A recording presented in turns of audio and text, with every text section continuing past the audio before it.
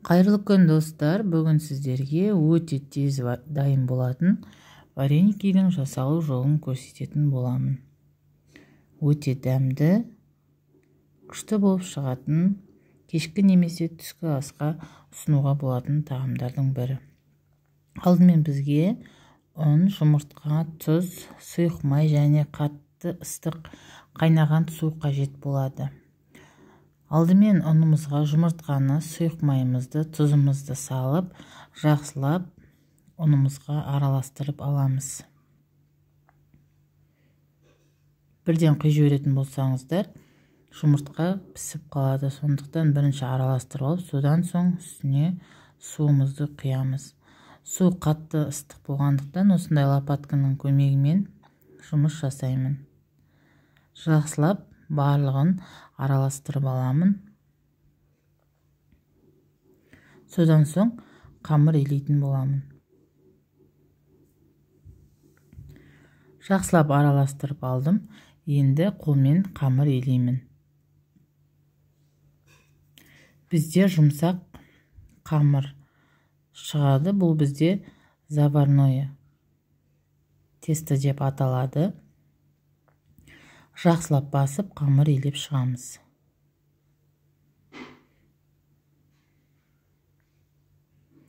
Бізде жұмсақ қамыр пайда болады.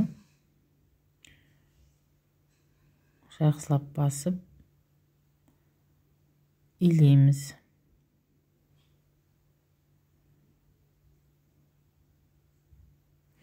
Достар, егер менің каналыма тіркелмеген болсаңыз, тіркеліп кетіңіздер.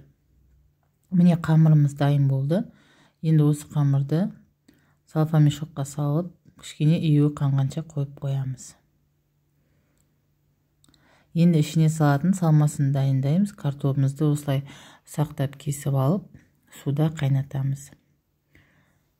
Нанымызды алып, осылай үстінен басып, тағы да илеп аламыз.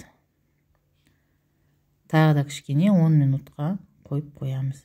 Картопымыз піскеннен кейін үстіне осылай сармайды салып, жақсылап езіп, пюре жасап аламыз. Кішкене тұз саламыз, араластырамыз.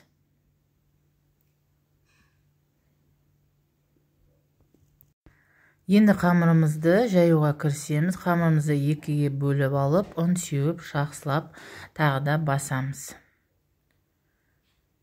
Жұмсақ қамыр болады бізде. Оқтаудың көмегімен нанымызды ысамыз. Бізде өте жұқа да емес, қалың да емес. Қамыр шығуы керек. Міне осындай қалыңдықта қамыр болады. Мен стаканның көмегімен дөңгелектеп кесіп алдым.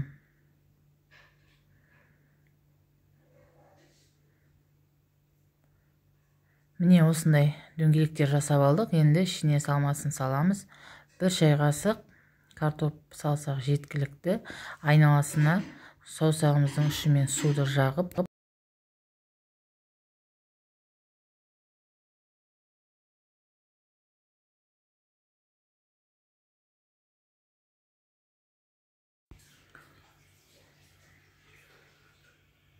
картопымызды салып, осылай суды жағамыз саусағымыздың көмегімізбен, екінші бетін жапсырамыз.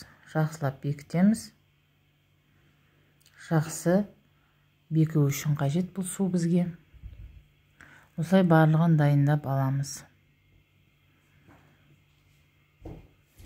Екінші қамырды да дәл солай ысып, стаканның көмегімен кесіп аламыз да жаңағыдай жасаймыз. Варениктің бәрі дайын болды. Енді қатты қайнап тұрған суымызға тұз салып, ішіне вареникиларымызды саламыз. Барлығын салып алғаннан кейін, кішкене суы молдау болғаны дұрыс. Асты жабысып қалмас үшін осылай араластырамыз.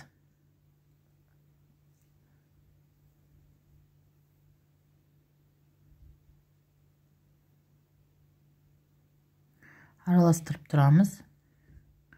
Осылай қайнауы керек. Қайнағаннан кейін асын орташа отта қоямыз. Осы қайнағаннан бастап 5 минут қайнауы қажет. 5 минут қайнаса жеткілікті. Вареникелер осылай судың бетіне қалқып шығуы қажет. Мен варениктарым дайын болды. Таваға түсіріп алдым. Қаймақпен де немесе осылай сармай жағып дастарханға ұсынуыңызға болады. Ас болсын, жасап көріңіздер. Сіздермен бірге болған Өнер Жетпісбайқызы. Менің каналыма тіркелмеген болсаңыз, қоңыраушай белгісін басып тіркеліп кетіңіздер. Назарларыңызға рахмет.